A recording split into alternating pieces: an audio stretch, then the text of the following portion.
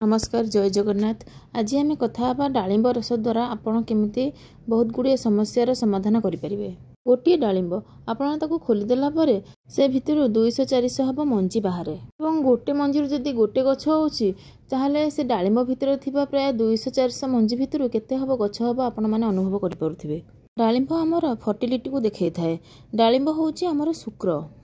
शुक्र किए? शुक्र होउछंती लग्जरी, शुक्र होउछंती कंफर्ट, शुक्र होउछंती अयस आराम, आ शुक्र होउछंती धन। शुक्रंकर इष्ट देवी किए? माँ लक्ष्मी। और माँ लक्ष्मी होउछंती धनर देवी।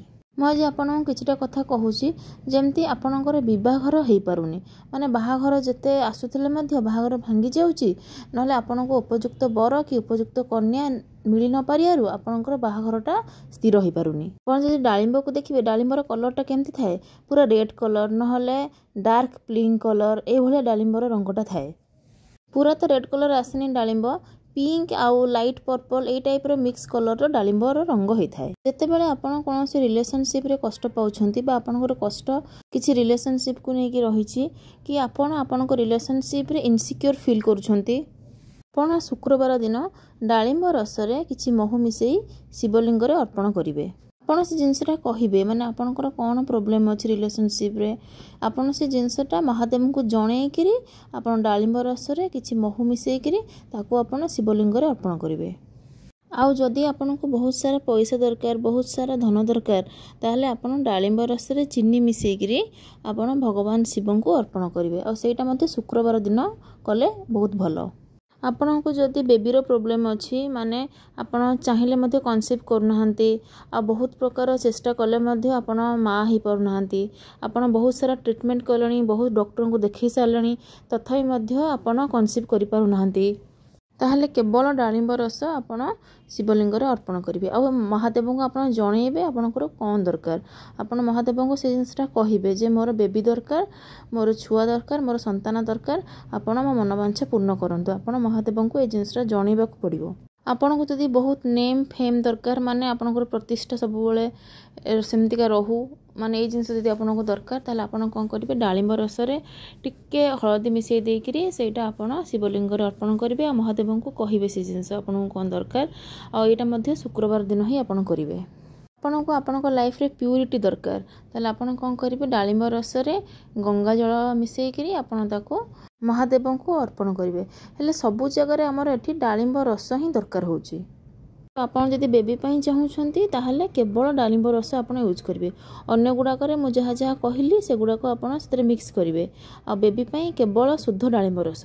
आ डालिंब रस आपन जतले बाहर करिवे, डालिंब रस को आपन केबे मध्य ग्राइंडर बा मिक्सर रे केबे मध्य ग्राइंड करिकि ताकू आपन नेकी शिवलिंग रे देबेनी बा अर्पण करिवेनी। आपन डालिंब बाहर कला परे प्रथमे आपन शुद्ध हेबे निजे, तापरे भल लुगापटा पिंधिकरी आपण से डालिंब को भल कि धोईकरी डालिंब रस बाहर करिकरी ताकू आपण हाथ रे एमती मक्क चिजेकरी मंजी गुडा आपण हाथ रे काढी देबे। तापरे जो हमर जो रस बाहरला डालिंबर से प्योर रस को आपण नेकी मंदिर को जिबे।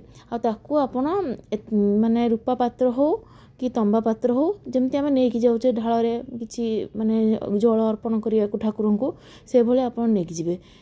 पित्तल हेले हबनी, तंबा नहले रूपा ए पात्र एतिरे आपण नेकी जाइकि महादेव को आपनकर मनस्कामना कहिकरी आपण जे अर्पण करिवे, ताहले आपनकर मनस्कामना निश्चय पूर्ण हबो। तापरे आपण जेतेबेले मंदिर रे जेकी पहुँचीबे, आपण दुई हाथ रे से डालिंब रस जो थिबो जो पात्र रे ताकू धरिबे, आपण मैनिफेस्ट करिवे। मैनिफेस्ट करिवे माने कोन, आपण को कोन दरकार, आपण को बेबी दरकार कि आपण जदि माने आउ कोन चाहूछंती से आउ कौन चाहिए तो डालिंब रस जहाँ मुझे कहली अलग अलग जिनस मिसेया पड़ो। जदि आप स्पेशली बेबी पे जाऊँच ताहले शुद्ध डालिंब रस आप नहीं जी। आउ से पात्र को दुई हाथ धरी आखि बंद करी ओम नमः शिवाय कहीकि आपण महादेव को जनइबे, मोर कनसेप्ट करियारे एमती असुविधा होची, मोर केमतिका भगवान आपण गोटे उत्तम संतान मते दियंतु कहीकि ओम नमः शिवाय कहीकि आपण से शुद्ध डालिंब रस को शिवलिंग रे अर्पण करिवे। ଆଉ ଆପଣମାନେ କହିବେ ଆମେ କେତେ ଥର କରିବୁ। ଦେଖନ୍ତୁ ଆମ ପାଖରେ ଶରୀର ଅଛି ମାନେ ଆମେ ସବୁଦିନ ଖାଦ୍ୟ ଖାଉଛେ, ଖାଦ୍ୟ ନ ଖାଇଲେ କ'ଣ ଆମେ ବଞ୍ଚିପାରିବା କି? ସେମିତିକା ଆପଣ ଯଦି ଭାବିବେ ନାଇଁ ମୁଁ କେତେ ଥର କରିବି କି କେତେ ବର୍ଷ କରିବି, ଏମିତି କହିଲେ ଗୋଟେ ନେଗେଟିଭ୍ ଏନର୍ଜି ଆପଣଙ୍କ ପାଖକୁ ଆସୁଛି।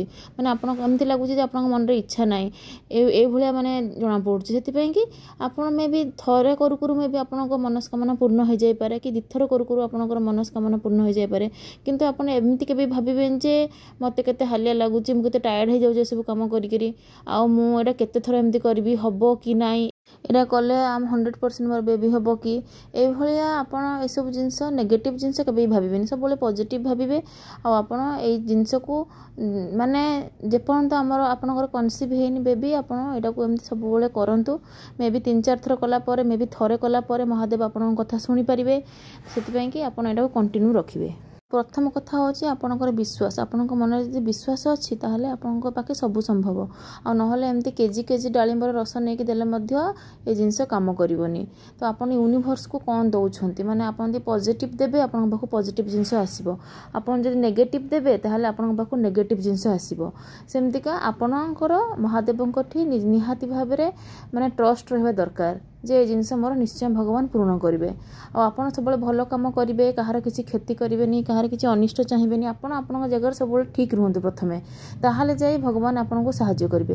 ଆଉ ଆପଣ ଯଦି ଗୁଡ଼ାଏ ଦୁର୍ନୀତି କାମ କରୁଥିବେ, ପରଚର୍ଚ୍ଚା କରୁଥିବେ, ଅନ୍ୟକୁ ହଇରାଣ ହରକତ ପାଇଁ ପ୍ଲାନିଂ ପ୍ଲଟିଂ କରୁଥିବେ, ଏମିତି ଯେତେ ଦିଅଙ୍କୁ ଡାକିଲେ ବି ସେ କେବେ ବି ଆପଣଙ୍କ କଥା ଶୁଣିବେନି। ଦେଖନ୍ତୁ ଜଣେ ବ୍ୟକ୍ତିକି ବି ମଧ୍ୟ ଆମେ ଯଦି ବିଶ୍ୱାସ କରୁଛେ, ସିଏ ବି କିଛି ଆମ ପାଇଁ ଲୟାଲ ରହୁଛି, ଆଉ କିଛି କାମ ମଧ୍ୟ ଆମର ସିଏ କରିଦେଉଛି। କିନ୍ତୁ ଆମେ ଯେ ଭଗବାନଙ୍କୁ ବିଶ୍ୱାସ କରିବା, ସିଏ ମଧ୍ୟ ଆମ ପାଇଁ ସବୁକିଛି କରିବେ। ସିଏ ଆମର ପିତା ମାତା ସବୁକିଛି, ଯେମିତିକା ମା ବାପା ଆମ ପାଇଁ ସବୁକିଛି କରୁଛନ୍ତି, ସିଏ ତ ହେଉଛନ୍ତି ଆମ ପରମ ପିତା, ସିଏ କାହିଁ ଆମ କଥା ଶୁଣିବେନି। କିନ୍ତୁ ଏତିକି ପ୍ରୋବ୍ଲେମ୍ ହେଉଛି ଆମର ତାଙ୍କଠି ବିଶ୍ୱାସ ଜମା ରଖୁନେ। ଆମେ ଭାବୁଛେ ଏଇଟା ହେବ କି ନାହିଁ, ଏଇଭଳିଆ ଆମେ ମାନେ ଥା ମାମା ହେଇ କାମଟା କରୁଛେ। ଆପଣ ଯଦି ପୁରା ବିଶ୍ୱାସ ଲଗାଇ ଦିଅନ୍ତୁ ଭଗବାନଙ୍କ ପାଖରେ, ଦେଖିବେ ଯେକୌଣସି କାମ ଅସମ୍ଭବ କାମ ମଧ୍ୟ ଆପଣଙ୍କର ନିଶ୍ଚୟ ସମ୍ଭବ ହେବ। ସେମିତି ଆମେ ଯଦି ଭଗବାନଙ୍କୁ ବହୁତ ବିଲିଭ୍ କରିବା ଆଉ ଆମ ନିଜ କାମ ଆମେ ଠିକ୍ରେ କରିବା, ଆଉ ନିଜେ ସବୁବେଳେ ଠିକ୍ରେ ଆଉ ସତ୍ପଥରେ ରହିବା, ତାହେଲେ ଆମେ ୟୁନିଭର୍ସକୁ ଯାହା ଦେବା ଆମେ ସେଇଆ ପାଇବା। ଭଗବାନ ବି ଆମକୁ ଯାହା ଆମେ ଆଶା କରୁଛେ, ଭଗବାନ ଆମର ଆଶାକୁ ନିଶ୍ଚୟ ପୂରଣ କରିବେ। ତେଣୁ ଡାଳିମ୍ବ ରସ ଆପଣଙ୍କ ଲାଇଫ୍ରେ ବହୁତ ପରିବର୍ତ୍ତନ ଆଣିବ। ଆପଣ ବିଶ୍ୱାସ ଆଉ ଶ୍ରଦ୍ଧାର ସହିତ ଅର୍ପଣ କରିବେ, ଆଉ ଶୁକ୍ରବାରରେ କରିବେ, ଆପଣଙ୍କୁ ବହୁତ ଭଲ ଶୁଭଫଳ ମିଳିବ। ଆଉ ମୋର ଆଶା ଆପଣଙ୍କର ସମସ୍ତ ମନୋକାମନା ମନବାଞ୍ଛା ଭଗବାନ ନିଶ୍ଚୟ ପୂର୍ଣ୍ଣ କରିବେ। ପୁଣି ଦେଖା ହେବ ଗୋଟେ ନୂଆ ଭିଡ଼ିଓରେ। ଯଦି ଭିଡ଼ିଓଟି ଭଲ ଲାଗିଲା ତାହେଲେ ଆପଣ ସମସ୍ତଙ୍କ ସାଙ୍ଗେ ସେୟାର କରିଦିଅନ୍ତୁ, ସମସ୍ତେ ଏ ବିଷୟରେ ଜାଣିପାରିବେ। ଆଉ ଏମିତି ନୂଆ ଭିଡ଼ିଓ ଦେଖିବା ପାଇଁ ଚ୍ୟାନେଲଟିକୁ ସବସ୍କ୍ରାଇବ୍ କଲେ ଆପଣ ଏମିତିକା ନୂଆ ଭିଡ଼ିଓ ଦେଖିପାରିବେ। ଓମ୍ ନମୋ ଭଗବତେ ବାସୁଦେବାୟ। ଓମ୍ ନମଃ ଶିବାୟ।